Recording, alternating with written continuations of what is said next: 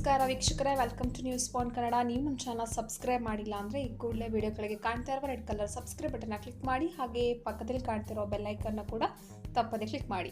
Video ಇಷ್ಟ ಆಯಿತು ಅಂದರೆ ವಿಡಿಯೋನೊಂದು ಲೈಕ್ ಮಾಡಿ, ಹಾಗೆ ಎಲ್ರಿಗೂ ಶೇರ್ ಮಾಡಿ. ನಿಮ್ಮ ಅಭಿಪ್ರಾಯ ನನಗೆ ಕಮೆಂಟ್ ಮೂಲಕ ಬರೆದು ತಿಳಿಸಿ. ಇವತ್ತಿನ ವಿಡಿಯೋದೊಂದು ಡಿಫ್ರೆಂಟ್ ಆಗಿರೋ ರೆಸಿಪಿ ನಾನು ಮಾಡಿ ತೋರಿಸ್ತಾ ಇದ್ದೀನಿ. ನೋಡಿ, ಬೀಟ್ರೋಟ ತೊಗೊಂಡಿದ್ದೀನಿ. ಬೀಟ್ರೂಟ್ ಚಟ್ನಿನ ಹೇಗೆ ಮಾಡೋದು ಈಸಿಯಾಗಿ ಅಂತ ನಾನು ನಿಮಗೆ ತೋರಿಸ್ತಾ ಇದ್ದೀನಿ. ಅದಕ್ಕೆ ಏನೆಲ್ಲ ಇಂಗ್ರೀಡಿಯೆಂಟ್ಸ್ ಬೇಕು ಅಂತ ನೋಡ್ಕೊಂಬರೋಣ. ನೋಡಿ, ನಾನು ಸ್ವಲ್ಪ ಒಂದು ಅರ್ಧ ಕಪ್ನಷ್ಟು ತೆಂಗಿನ ತುರಿನ ತೊಗೊಂಡಿದ್ದೀನಿ. ಹಾಗೆ ಸ್ವಲ್ಪ ಹುಣಸೆಹಣ್ಣು, ಆಮೇಲೆ ಕೊತ್ತಂಬರಿ ಮತ್ತು ಒಂದು ಹಸಿಮೆಣಸು ತೊಗೊಂಡಿದ್ದೀನಿ. ಖಾರ ಇರೋದ್ರಿಂದ ನಾನು ಒಂದೇ ತೊಗೊಂಡಿದ್ದೀನಿ, ಯಾಕಂದರೆ ನಾನು ಒಂದೇ ಬೀಟ್ರೋಟ್ ಹಾಕ್ತಾ ಇರೋದು. ಇದು 2 ಜನರಿಗೆ ಮಾತ್ರ ಸಾಕಾಗುತ್ತೆ. ನೀವು ಜಾಸ್ತಿ ಮನೆ ಜನ ಇದ್ದರೆ ಒಂದು 2-3 ಬೀಟ್ರೋಟ್ನ ಹಾಕ್ಕೊಂಡು ಚಟ್ನಿ ಮಾಡ್ಕೊಬೋದು. ಹಾಗೆಯೇ ರುಚಿಗೆ ತಕ್ಕಷ್ಟು ಉಪ್ಪು. ಇವಾಗ ಹೇಗೆ ಮಾಡೋದು ಅಂತ ನೋಡ್ಕೊಂಬರೋಣ. ಬೀಟ್ರೋಟ್ನ ಈ ಕಡೆ ಮತ್ತು ಇದು ಕಟ್ ಮಾಡ್ಕೊತಾ ಇದ್ದೀನಿ. 2 ಕಡೆನೂ ಕಟ್ ಮಾಡ್ಕೊತಾ ಇದ್ದೀನಿ. ಕಟ್ ಮಾಡ್ಕೊಂಡ್ಬಿಟ್ಟು ಪೀಲರಲ್ಲಿ ಎಲ್ಲ ಸಿಪ್ಪೆನ ತಗೋತಾ ಇದ್ದೀನಿ. ಇದೊಂಥರ ಡಿಫ್ರೆಂಟ್ ರೆಸಿಪಿ, ನಿಮಗೂ ಕೂಡ ಇಷ್ಟ ಆಗ್ಬೋದು. ತುಂಬ ಚೆನ್ನಾಗಾಗುತ್ತೆ. ಯಾವಾಗಲೂ ಬೀಟ್ರೋಟ್ ಪಲ್ಯ, ಬೀಟ್ರೋಟ್ ಸಾಂಬಾರು ತಿಂದು ಕೆಲವರಿಗೆ ಬೇಜಾರಾಗಿರುತ್ತೆ. ಅಂಥವ್ರು ಈ ಥರ ಚಟ್ನಿ ಮಾಡಿಕೊಂಡು ತಿನ್ಬೋದು. ನಾನಿವತ್ತು 2 ಜನರಿಗೆ ಬೇಕಾಗುವಷ್ಟು ಮಾತ್ರ ಮಾಡ್ತಾ ಇದ್ದೀನಿ.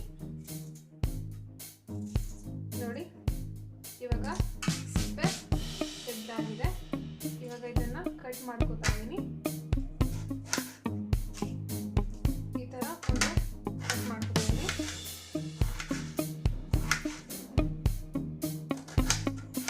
ನಿಮಗೆ ಮಿಕ್ಸಿಗೆ ಹಾಕಲಿಕ್ಕಿದೆ ಇದು. ಹಾಗಾಗಿ ಸಣ್ಣ ಕಟ್ ಮಾಡ್ಕೊಳ್ಳಿ, ಇಲ್ಲಾಂದರೆ ಮಿಕ್ಸಿ ಮಾಡ್ಕೊಳಕ್ಕಾಗೋದಿಲ್ಲ. ಅದಕ್ಕೆ ಈ ಥರ ಸಣ್ಣ ಸಣ್ಣ ಹೆಚ್ಚಿಟ್ಕೊಳ್ಬೇಕು. ನೋಡಿ, ಹೆಚ್ಚಿಟ್ಕೊಂಡಾಗಿದೆ. ಇವಾಗ ಮುಂದೆ ಮಾಡೋದು ಅಂದ್ಕೊಳ್ತೀನಿ. ನೋಡಿ, ಇವಾಗ ಒಂದು ಮಿಕ್ಸಿ ಜಾರನ್ನ ತಗೊಂಡಿದ್ದೀನಿ. ಮಿಕ್ಸಿ ಜಾರ್ನ ತಗೊಂಡು ಅದಕ್ಕೆ ನಾನು ಮೊದಲಿಗೆ ಬೀಟ್ರೂಟ್ಗಳನ್ನು ಹಾಕೋತಾ ಇದ್ದೀನಿ. ಕಟ್ ಮಾಡಿ ಇಟ್ಕೊಂಡಂತಹ ಬೀಟ್ರೂಟ್ನ ಹಾಕ್ತಾ ಇದ್ದೀನಿ. ಎಲ್ಲ ಬೀಟ್ರೂಟ್ನ ಕಟ್ ಮಾಡಿ ಇಟ್ಕೊಂಡಂಥದನ್ನ ಎಲ್ಲವನ್ನು ಹಾಕೋತಾ ಇದ್ದೀನಿ. ಆಮೇಲೆ ಹುಣಸೆ ಹಣ್ಣು ಹಾಗೆಯೇ ತೆಂಗಿನ ತುರಿ ಕೂಡ ಆ್ಯಡ್ ಮಾಡ್ತಾ ಇದ್ದೀನಿ. ಹಾಗೆಯೇ ಸ್ವಲ್ಪ ಕೊತ್ತಂಬರಿ ಸಾಕು, ಜಾಸ್ತಿ ಕೊತ್ತಂಬರಿ ಹಾಕಬಾರ್ದು. ಸ್ವಲ್ಪ ಕೊತ್ತಂಬರಿ ಕೂಡ ನಾನು ಹಾಕೊಳ್ತಾ ಇದ್ದೀನಿ. ಒಂದು ಅರ್ಧ ಟೇಬಲ್ ಸ್ಪೂನ್ ಅಷ್ಟು ಕೊತ್ತಂಬರಿ ಸಾಕಾಗುತ್ತೆ. ಈಗ ಮತ್ತೆ ಹಸಿಮೆಣಸನ್ನು ಹಾಕೊಂಡು ಹಾಗೆಯೇ ರುಚಿಗೆ ತಕ್ಕಷ್ಟು ಉಪ್ಪನ್ನು ಕೂಡ ಆ್ಯಡ್ ಮಾಡ್ತಾ ಇದ್ದೀನಿ. ಆಮೇಲೆ ನಿಮಗೆ ರುಚಿ ಎಷ್ಟು ಉಪ್ಪು ಕಡಿಮೆ ಇದ್ರೆ ಆಮೇಲೆ ನೋಡ್ಕೊಂಡು ಹಾಕೊಳ್ಬೋದು. ಇವಾಗ ನೀರು ಹಾಕೊಂಡು ಚೆನ್ನಾಗಿ ರುಬ್ಕೋತಾ ಇದ್ದೀನಿ. ನೋಡಿ, ಈ ಥರ ನೈಸಾಗಿ ರುಬ್ಬಿ ಇಟ್ಕೊಂಡಿದ್ದೀನಿ. ಇವಾಗ ನಾನು ಇದನ್ನು ಒಂದು ಪಾತ್ರೆಗೆ ಹಾಕ್ತಾ ಇದ್ದೀನಿ. ಸ್ಟವ್ ಮೇಲೆ ನಾನು ಪ್ಯಾನ್ನ ಕಾಯಕ್ಕೆ ಇಡ್ತಾ ಇದ್ದೀನಿ. ಸ್ಟವ್ನ ಆನ್ ಮಾಡ್ತಾ ಇದ್ದೀನಿ.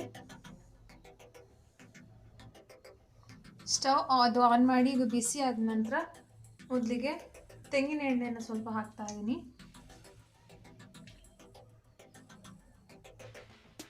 ಸ್ವಲ್ಪ ತೆಂಗಿನ ಎಣ್ಣೆ, ಒಂದು 2-3 ಟೇಬಲ್ ಸ್ಪೂನ್ ಅಷ್ಟು ತೆಂಗಿನ ಎಣ್ಣೆ ಸಾಕು. ಆಮೇಲೆ ಎಣ್ಣೆ ಕಾದ ನಂತರ ಇಲ್ಲಿ ನೋಡಿ, ಜಜ್ಜಿಟ್ಕೊಂಡಂತಹ ಬೆಳ್ಳುಳ್ಳಿನ ಕೂಡ ಸೇರಿಸ್ತಾ ಇದ್ದೀನಿ. ಸ್ವಲ್ಪ ಫ್ರೈ ಮಾಡ್ಕೊಳ್ಳೋಣ. ಮೊದಲಿಗೆ ಸ್ವಲ್ಪ ಕೆಂಪಗಾಗುವವರೆಗೆ. ಇವಾಗ ನೋಡಿ, ಸ್ವಲ್ಪ ಫ್ರೈ ಆಗಿದೆ. ಇವಾಗ ಸ್ವಲ್ಪ ಸಾಸಿವೆ ಹಾಗೆಯೇ ಉದ್ದಿನಬೇಳೆ ಕೂಡ ಹಾಕೋತಾ ಇದ್ದೀನಿ ಒಟ್ಟಿಗೆ. ಬೇಕು ಅಂತಂದರೆ ಜೀರಿಗೆ ಕೂಡ ಹಾಕ್ಕೊಳ್ಬೋದು. ನಾನು ಸ್ವಲ್ಪ ಜೀರಿಗೆ ತಗೊಂಡಿದ್ದೀನಿ. ನೀವು ಚಟ್ನಿ ಮಾಡುವಾಗ ಹಸಿ ಮೆಣಸನ್ನು ಬಳಸುವ ಬದಲು ಒಣ ಮೆಣಸು ಕೂಡ ಬಳಸ್ಕೋಬೋದು.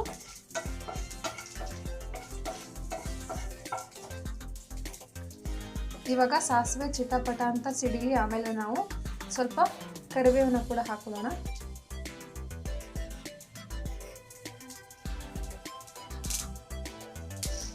ನೋಡಿ, ಸಾಸಿವೆ ಚಿಟಪಟ ಅಂತ ಸಿಡಿತಾ ಇದೆ. ಇವಾಗ ಕರಿಬೇವು ಕೂಡ ಹಾಕೊಳ್ತಾ ಇದ್ದೀನಿ. ಹಾಕೊಂಡ್ಬಿಟ್ಟು ಸ್ವಲ್ಪ ಫ್ರೈ ಮಾಡ್ತೀನಿ.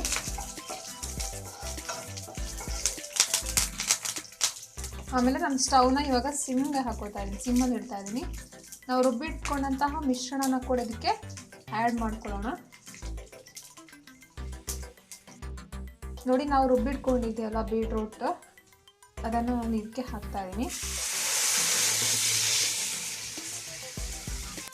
ಮಿಕ್ಸಿಯಲ್ಲಿ ರುಬ್ಬಿಟ್ಕೊಂಡಂತಹ ಬೀಟ್ರೂಟ್ನ ಇದಕ್ಕೆ ಹಾಕಿದ್ದೀನಿ. ಇವಾಗ ಇದನ್ನು ಚೆನ್ನಾಗಿ ಕುದಿಸಬೇಕು. ಮೊದಲಿಗೆ ಚೆನ್ನಾಗಿ ಕುದಿಬೇಕಿದು. ಒಂದು ಫ್ಲೇವರ್ ಬರಬೇಕು ಅಂದರೆ ಚೆನ್ನಾಗಿ ಕುದಿಬೇಕು. ತುಂಬ ಚೆನ್ನಾಗಾಗುತ್ತೆ ಇದು. ಇದೊಂಥರ ಡಿಫ್ರೆಂಟ್ ಆಗಿರೋ ಚಟ್ನಿ. ನೋಡಿ, ಈ ಥರ ಚೆನ್ನಾಗಿ ಕುದಿಸ್ಕೊಳ್ಬೇಕು ಮೊದಲಿಗೆ.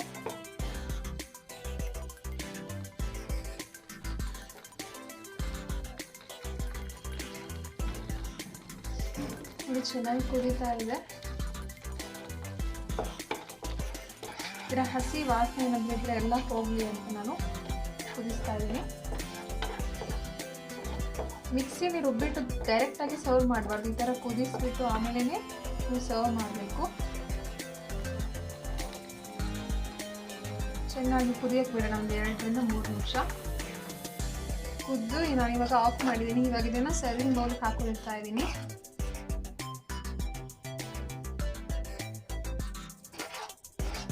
ತುಂಬ ಟೇಸ್ಟಿಯಾಗಿರುತ್ತೆ. ಇದನ್ನ ಚಪಾತಿ ಜೊತೆ ಕೂಡ ನೀವು ಸೇವಿಸ್ಕೋಬೋದು. ಯಾವುದ್ರ ಜೊತೆನೂ ತುಂಬ ಚೆನ್ನಾಗಿರುತ್ತೆ. ಹೆಲ್ತ್ಗೂ ಕೂಡ ತುಂಬಾ ಒಳ್ಳೆಯದು. ಬ್ಲಡ್ ಯಾರಿಗೆ ಕಡಿಮೆ ಇರುತ್ತೋ ಅಂಥವ್ರು ಬೀಟ್ರೂಟ್ನ ಜಾಸ್ತಿನೇ ಸೇವನೆ ಮಾಡಬೇಕು. ನೋಡಿ, ಬೀಟ್ರೂಟ್ ಚಟ್ನಿ ಇವಾಗ ರೆಡಿ ಆಗಿದೆ. ತುಂಬಾ ಚೆನ್ನಾಗಿ ಬಂದಿದೆ. ಕಲರ್ ಕೂಡ ಅಷ್ಟೇ ತುಂಬ ಟೇಸ್ಟಿಯಾಗೂ ಇರುತ್ತೆ. ನಿಮಗೂ ಈ ರೆಸಿಪಿ ಇಷ್ಟ ಆಯಿತು ಅಂತಂದರೆ ನಮ್ಮನ್ನು ಲೈಕ್ ಮಾಡಿ, ಹಾಗೆ ಎಲ್ಲರಿಗೂ ಶೇರ್ ಮಾಡಿ. ನಿಮ್ಮ ಅಭಿಪ್ರಾಯ ನಮಗೆ ಕಮೆಂಟ್ ಮೂಲಕ ತಿಳಿಸಿ. ಹಾಗೆ ಸಬ್ಸ್ಕ್ರೈಬ್ ಮಾಡೋದನ್ನು ಮಾತ್ರ ಮರಿಬೇಡಿ. ನಮಸ್ಕಾರ.